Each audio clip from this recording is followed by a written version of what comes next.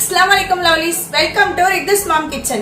இன்னைக்கு நம்ம என்ன ரெசிபி வீடியோ பார்க்க போறோம் அப்படின்னா இது வந்து ஒரு ஸ்வீட் ரெசிபி சுத்ரியா தான் நான் பண்ண போறேன். இதுக்கு தமிழ்ல என்ன பேர்னு எனக்கு தெரியாது. உங்களுக்கு தெரிஞ்சா மறக்காம கமெண்ட்ல சொல்லுங்க.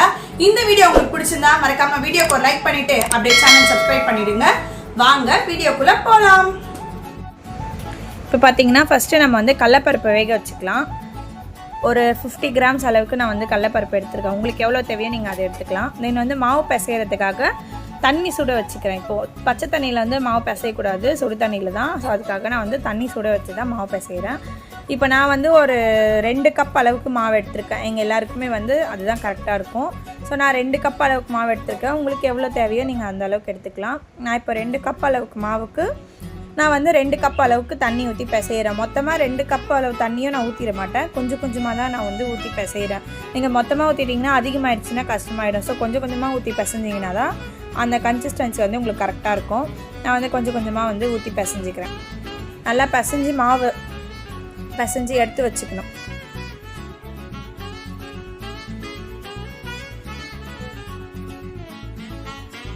இப்போ பார்த்தீங்கன்னா நல்லா வந்து மாவு பிசைஞ்சிட்டேன். அதுக்கப்புறம் மாவு வந்து நம்மளுக்கு எந்த ஷேப்பில் வேணுமோ நம்ம அந்த ஷேப்பில் வந்து நம்ம இது பண்ணிக்கலாம். நான் வந்து இந்த மாதிரி என்ன சொல்கிறது, இது டைமண்ட் சொல்கிறதா என்னன்னு சொல்கிறது தெரியல. பட் அந்த ஷேப்பில் வந்து நான் வந்து மாவு வந்து உருட்டி வச்சுருக்கேன். உங்களுக்கு எந்த ஷேப்பில் வேணுமோ நீங்கள் அந்த ஷேப்பில் வந்து பண்ணிக்கோங்க. ஸோ நான் இதை ஃபுல்லாக உருட்டிட்டு காட்டுறேன்.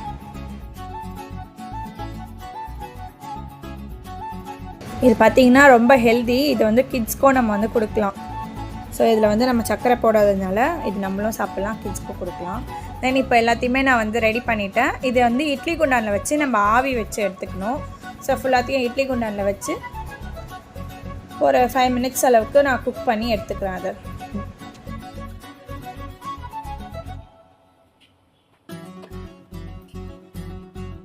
இப்போ வந்து பருப்பு வந்து நல்லா வெந்துருச்சு. இப்போ பார்த்திங்கன்னா நான் காட்டுறேன் பாருங்கள். பருப்பு வந்து நல்லா வெந்துருச்சு. இப்போ இதுக்கு வந்து இனிப்புக்கு வந்து நம்ம வந்து வெல்லம் தான் எடுக்கிறோம். நான் வந்து 1 கப்பு வெல்லம் எடுத்திருக்கேன். 1 கப் வெல்லத்துக்கு 1 கப் அளவுக்கு தண்ணி ஊற்றிருக்கேன். ஸோ தண்ணி ஊற்றிட்டு இதை அடுப்பில் வச்சு நல்லா கொதிக்க விடலாம். அந்த வெல்லம் பாகு தான் நம்மளுக்கு வேணும். நல்லா வெல்லம் வந்து கரைஞ்சி வந்ததுக்கப்புறம் இப்போ பாருங்கள் நல்லா ஓரளவுக்கு வந்து வெல்லம் கரைஞ்சி வந்துருச்சு. ஸோ இப்போ இந்த வெள்ளை பாகு தான் வந்து நம்மளுக்கு தேவை. இது வந்து நம்ம வந்து வடிகட்டி எடுத்துக்கலாம். இப்போ இது பார்த்திங்கன்னா எங்களோட பாரம்பரிய டிஷ்ஷுன்னு சொல்லலாம். ஏன்னா இது எங்கள் பாட்டி செய்வாங்க. எங்கள் பாட்டி எங்கள் அம்மாவுக்கு சொல்லி கொடுத்து இப்போ எங்கள் அம்மா எனக்கு சொல்லி கொடுத்து நான் பண்ணியிருக்கேன். நீங்களும் ஒரு வாட்டி ட்ரை பண்ணி பாருங்கள், செம்மையாக இருக்கும். ரித்துக்குமே இது ரொம்ப பிடிக்கும். நான் செஞ்சு கொடுத்தோன்னே அவன் நல்லா சாப்பிட்டா இது சூப்பராக இருந்துக்குமே அப்படின்னு சொல்லி. இப்போ அந்த ஆவியில் வச்சேன்ல, ஸோ அதுவும் வந்து வெந்துருச்சு மாவு. இப்போ வந்து பாகில் என்ன பண்ணோன்னா நம்ம கடலைப்பருப்பு எடுத்து போட்டுடணும். ஸோ அதை நான் போடுறத வீடியோ எடுக்க மறந்துட்டேன். ஸோ கடலைப்பருப்பு எடுத்து பாகில் போட்டுட்டு தென் வந்து நம்ம உருண்டை பிடிச்சி வச்சுருந்தோம்ல டைமண்ட் ஷேப்பில், ஸோ அந்த மாவையும் எடுத்து அதே பாகில் போட்டு நல்லா வந்து மிக்ஸ் பண்ணிக்கணும். நல்லா ஒரு 5 மினிட்ஸ் அளவுக்கு நம்ம மிக்ஸ் பண்ணிவிட்டு ஸ்லோலியே வச்சுக்கோங்க. மிக்ஸ் பண்ணிவிட்டு தென் வந்து தேங்காய் எடுத்து வச்சுக்கோங்க. தேங்காய் வந்து ஆப்ஷனல் தான். உங்களுக்கு வேணும்னா நீங்கள் போட்டுக்கலாம், இல்லை போடாமையும் சாப்பிட்லாம். நான் வந்து தேங்காய் போட்டு தான் நாங்கள் சாப்பிட்டோம். அப்போ கொஞ்சம் நல்லா இன்னும் ஃப்ளேவர் நல்லாயிருக்கும்.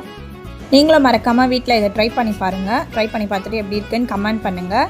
ஸோ இதுதான் வந்து ஃபைனல் அவுட்புட்டு. நெக்ஸ்ட் வீடியோவில் பார்க்கலாம். அது வரைக்கும் பாய் லவ்லீஸ்.